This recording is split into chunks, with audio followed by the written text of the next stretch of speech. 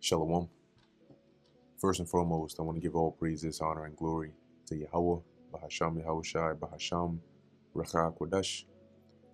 Double honors to the elders and the apostles of Great Millstone, and peace and blessings to the elect.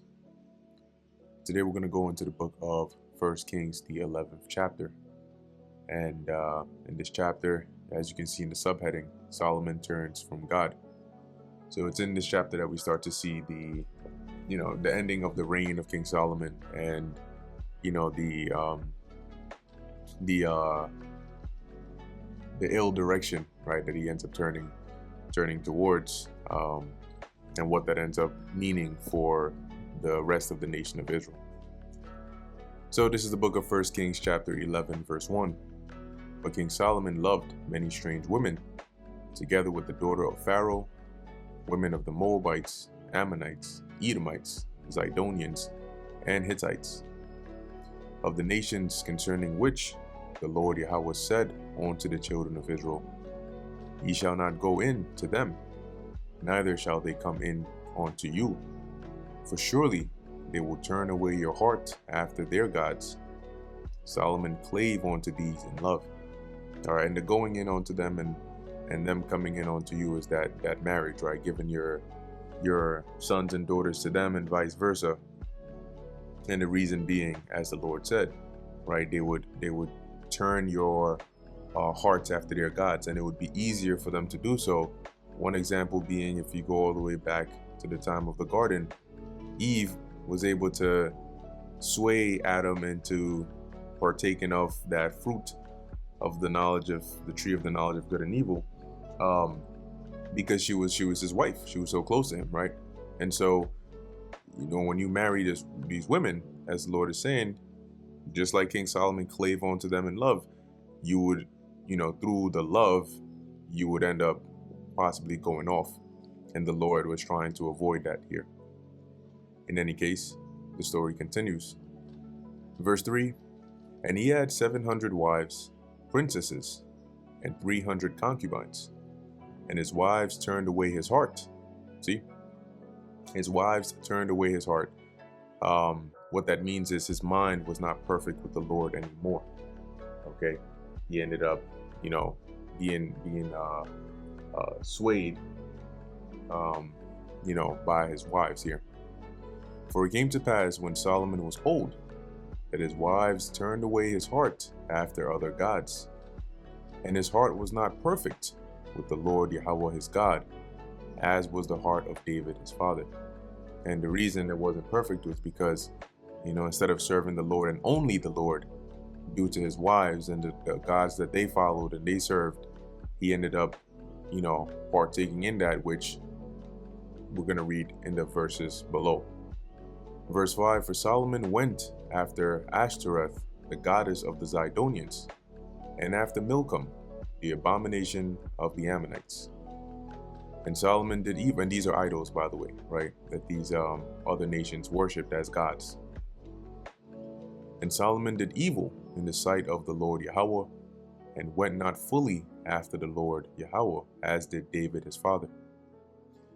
Then did they see, the thing is, interestingly enough, right? Solomon didn't commit adultery, right? The scriptures, he didn't commit murder, but he committed idolatry. And that's why even here, as the Lord is saying, yeah, David did some things, right? David committed adultery, right? He had Uriah be set up to be put to death.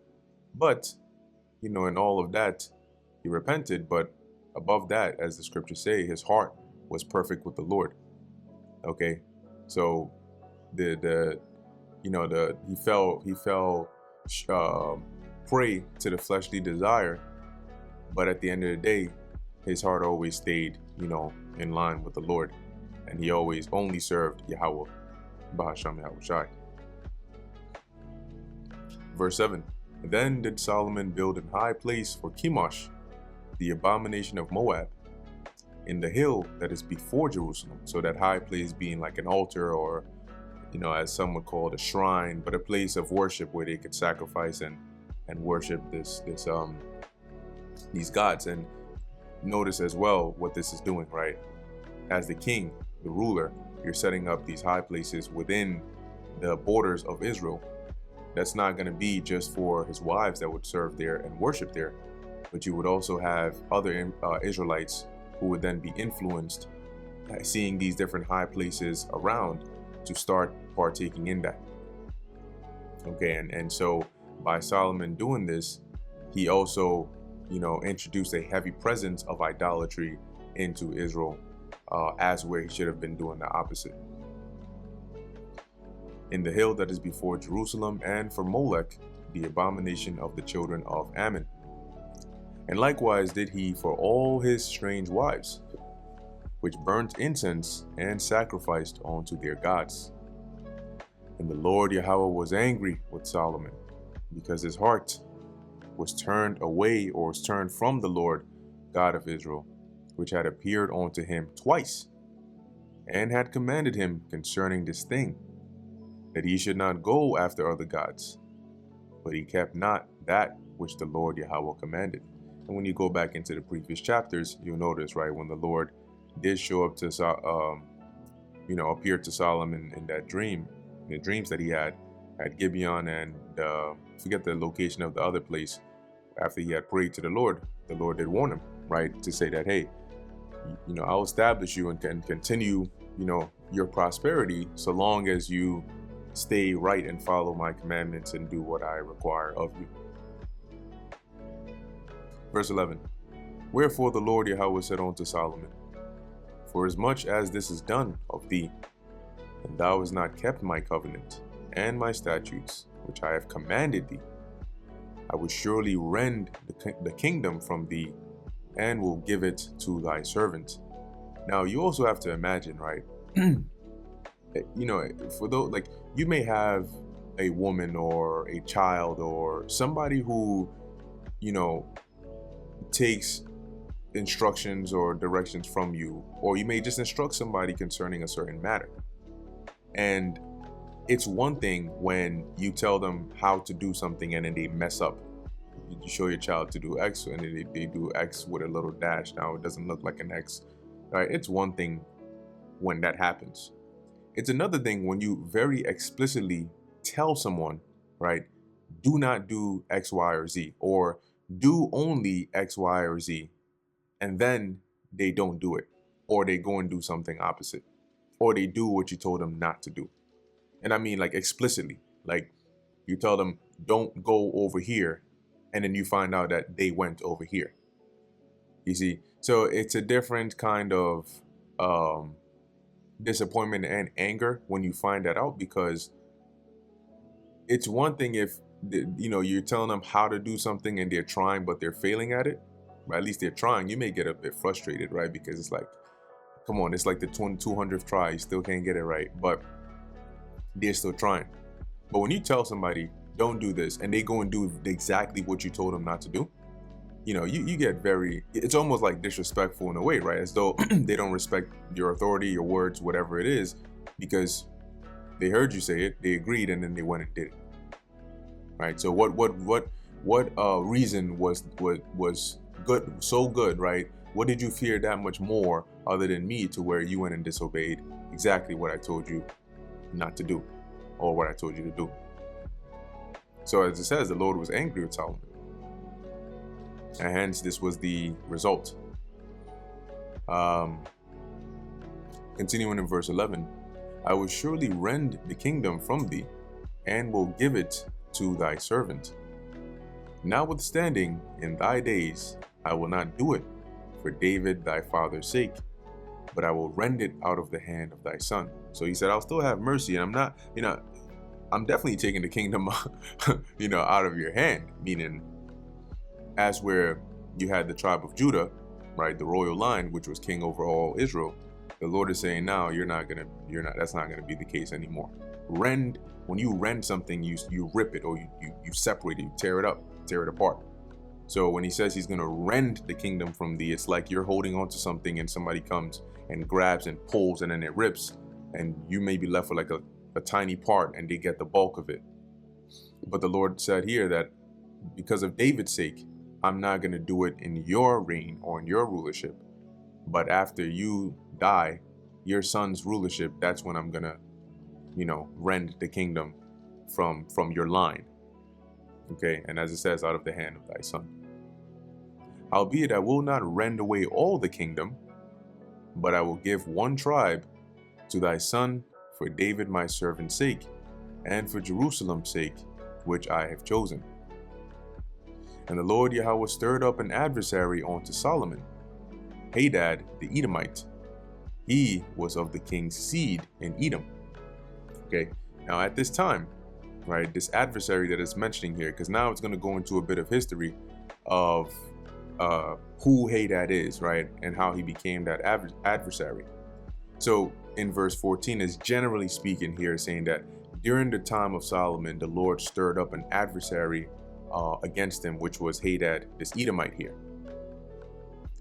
Verse 15, for it came to pass when David was in Edom. So now we've gone back in time a bit to during King David's reign. And as it says, when David was in Edom, and Joab, the captain of the host, was gone up to bury the slain, after he had smitten every male in Edom. So during the campaign, you can call it, in Edom, while David was still there, Joab had taken some time to go and slay, those of the Israelites that had fallen in battle. Okay, because as they were in this campaign, it says they had smitten every male in Edom. That's pretty much what they were doing, which verse 16 tells you that. Obviously, they wouldn't be burying the Edomites, right?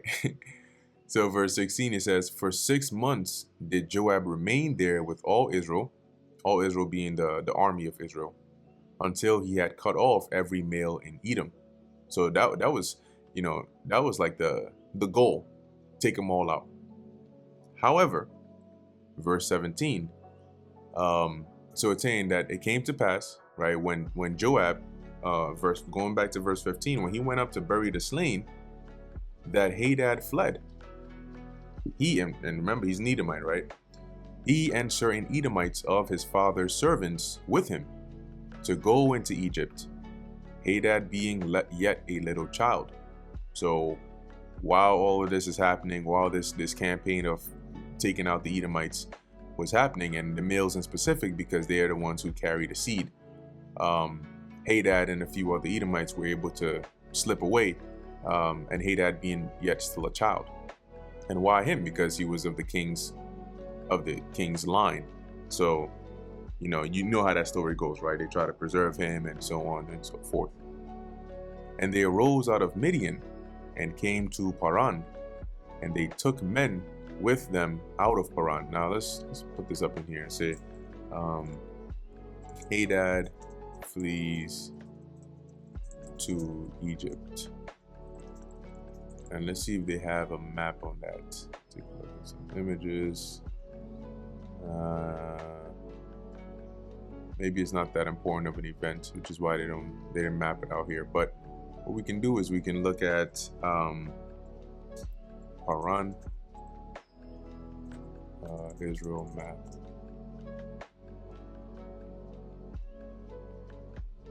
Okay. Yeah, so here we go. There we go. This is decent enough. So yeah, okay, this is good. So with this map, this is pretty good. You can see that you have Midian over here, and if you go a little bit north, you'll have Edom, right? So they fled from here, from Midian, to Paran, which is somewhere around here. They got certain, some more people to go with them, and then they crossed on and continued on into Egypt. Continuing here, verse 18, and they arose out of Midian and came to Paran, and they took men with them out of Paran, and they came to Egypt, unto Pharaoh king of Egypt, which gave him an house, and appointed him victuals, and gave him land. And Hadad found great favor in the sight of Pharaoh, so that he gave him to wife the sister of his own wife, the sister of Tahpenes the queen. Keep in mind, this is happening over a course of time. when they fled, Hadad was a little child. But now it's talking about how he married Pharaoh's wife's sister. So at this point, he's pretty much old, right? He's old enough to lead that life. Okay. Verse 20. And the sister of Tahpenes bare him Ganubath, his son. Now, what's interesting here is when you look into the word here for Ganubath in Hebrew, I believe it's Ganabwath. Let's pull that up, which actually means theft. Yeah, Ganab or Ganabath, which is theft here because it goes back to the root word Ganab, right, which means to steal. And if you look at the 10 Commandments, right, in the Hebrew, there is one of the commands which says, "Thou shalt not steal," right? And the word there is, you have the word ganab in there, right? I think it's thaganab, which is like, thou shalt not steal. You should not steal, like la'ah thaganab, if I'm not mistaken. Cool. So let's continue on. So it's interesting, right, that this Edomite's son's name was theft, or stemming from to steal. But he has this son, right, Ganubath, whom Tahpenes weaned in Pharaoh's house. And Ganubath was in Pharaoh's house among the sons of Pharaoh. So yes, you had Joab, King David and Joab on this campaign to basically exterminate the Edomites. But as we're reading of here in 1 Kings, the 11th chapter, they weren't fully successful with that, right? Cool. Verse 21, and when Hadad heard in Egypt that David slept with his fathers. So you can imagine this is probably maybe some time after the events of like First Kings, the 1st and 2nd chapter, where we know David is on his deathbed. He ends up passing. Solomon is now appointed king. Now, Hadad hears this and he's like, okay, I can go back. I want to go back. It says, and that Joab, the captain of the host, was dead. Hadad said to Pharaoh, let me depart, that I may go to mine own country. And then Pharaoh said unto him, but what hast thou lacked with me, that behold, thou seekest to go to thine own country? So what's wrong? What haven't I given you here that you want to leave? And he answered, nothing. Howbeit, let me go in any wise. I still want to go. And God stirred him up another adversary. So this was the story, the little background of Hadad, who became an adversary unto Solomon, right? King Solomon during his reign. And the Most High stirred him up another adversary. And this being, the Most High stirred up another adversary against Solomon. And this one was Rezin, the son of Eliada, which fled from his lord Hadadezer, king of Zobah. And Zobah is in Syria, right? A portion of that area. So you had Rezin, which was maybe a servant. He ends up fleeing from his master, right? And then it says here, and he gathered men unto him. So he became sort of like this rebel army leader-ish kind of thing, gathered some people onto him, and became captain over a band, right? Like a army, maybe like a small army.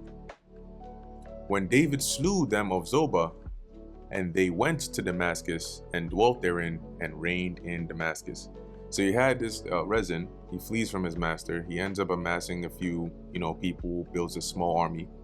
And when David, on their campaign, taking out the neighboring nations, when they slew the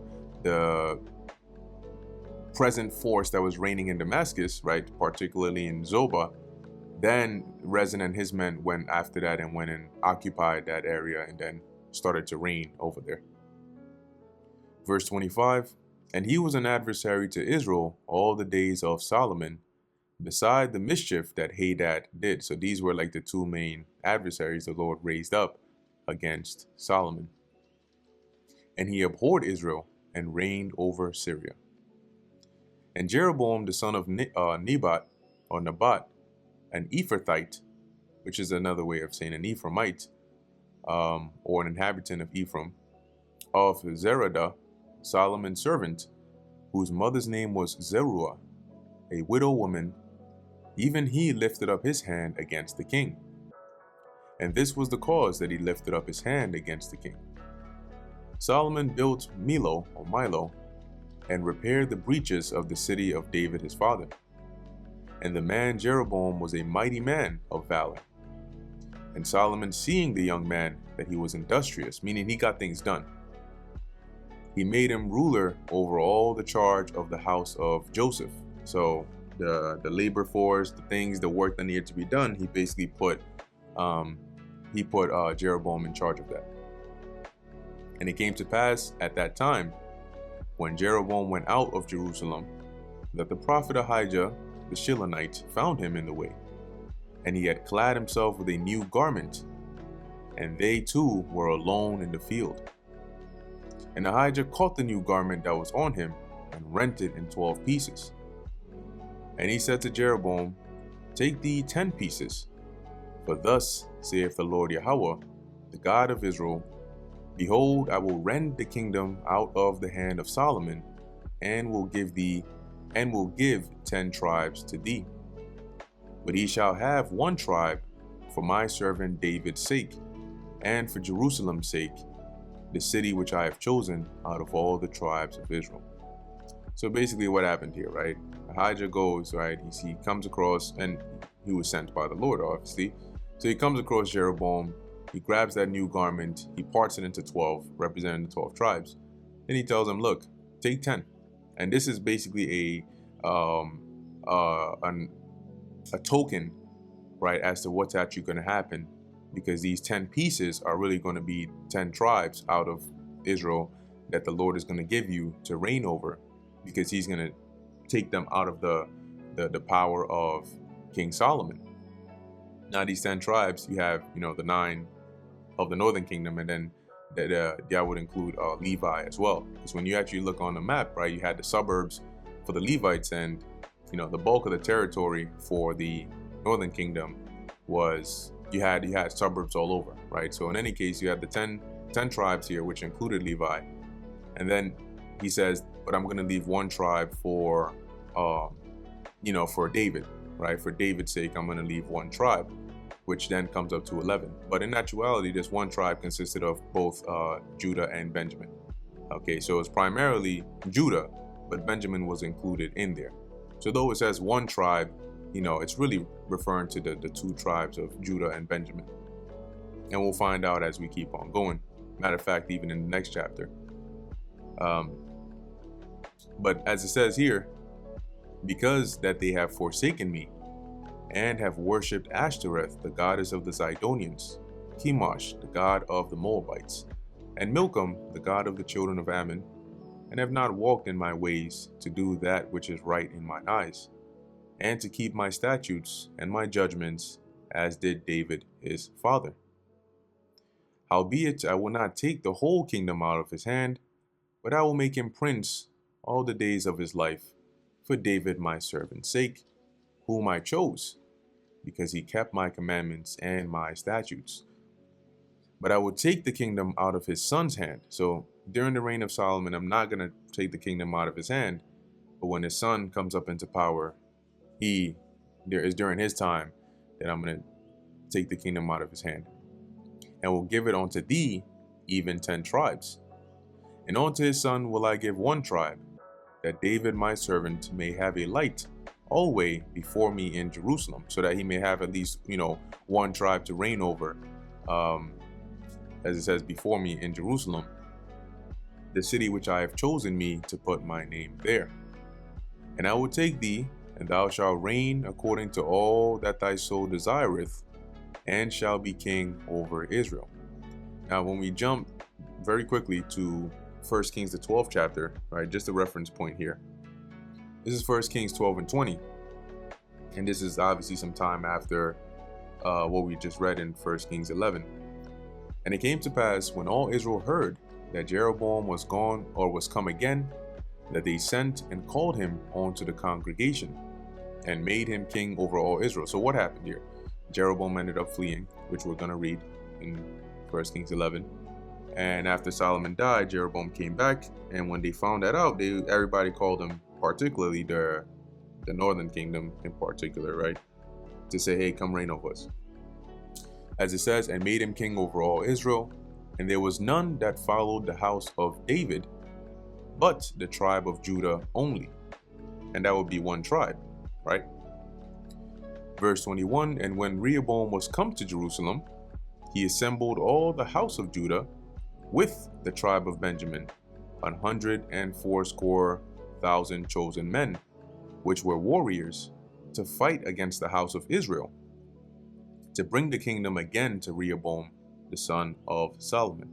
See, so at this point we can already see, and really let me read down to 23. But the word of God came to Shemaiah, the man of God, saying, Speak unto Rehoboam, the son of Solomon, king of Judah, and unto all the house of Judah and Benjamin, and to the remnant of the people, saying, then he goes on to say the message. But you can sort of see here, right, that though it mentions that only the tribe of Judah followed the house of David, in verse 21 we see that Benjamin is included in here, right? And clearly they weren't a part of the tribes that were rent from Rehoboam and went under the reign of Jeroboam. Okay, so that gives a bit more light to what we're reading of here in 1 Kings 11, that though it mentions one tribe, it's really Judah and Benjamin. Okay, and that's that those two tribes plus the 10 that Jeroboam would reign over, making them 12. So where are we at? Verse 38. And it shall be, if thou wilt hearken unto all that I command thee, and will walk in my ways, and do that is right in my sight, to keep my statutes and my commandments, as David my servant did, that I will be with thee, and build thee a sure house, as I built for David, and will give Israel unto thee. And I will for this afflict the seed of David, but not forever. So, you know, if Ahijah's telling Jeroboam now, right? The Lord says, look, if you obey him, you follow his ways, you keep your heart after him like David did, then he's going to establish you, right? When he says, I'll build thee a sure house as I built for David, he's going to establish you. But he is going to punish the seed of David, you know, at least for now, because of this transgression, but not forever. Verse 40, Solomon sought therefore to kill Jeroboam, and Jeroboam arose and fled into Egypt. So you can imagine that word got around. This is what was being said, like, hey, Jeroboam is going to come up and the kingdom is going to be rent. And then obviously, as it says here, Solomon sought to take out Jeroboam. And Jeroboam arose and fled into Egypt, unto Shishak, king of Egypt, and was in Egypt until the death of Solomon. Which is why when we read in 1 Kings 12, for that precept, it says that when Jeroboam was come back, because at this point he had to flee into Egypt for that safety. And the rest of the acts of Solomon, and all that he did, and his wisdom, are they not written in the book of the acts of Solomon? And the time that Solomon reigned in Jerusalem over all Israel was 40 years. And Solomon slept with his fathers, and was buried in the city of David, his father, and Rehoboam his son reigned in his stead. And that brings us to the end of the book of 1 Kings, the 11th chapter. Lord willing, this was edifying to the elect. In closing, I want to give all praises, honor, and glory to Yahweh, Bahasham, Yahweh Shai, Bahasham, Rechak, Wadash. Until next time, Shalom.